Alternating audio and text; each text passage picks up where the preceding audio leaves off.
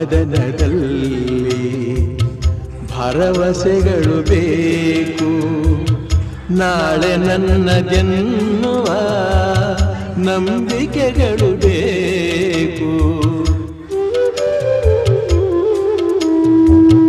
ಜೀವರಾಶಿಯಲ್ಲಿ ಮಾನವರಿಗೆ ಆದ್ಯತೆ, ನಾವೇ ಮೂಢರಾದರೆ ಜ್ಞಾನಕ್ಕೆಲ್ಲಿ ಪೂಜ್ಯತೆ.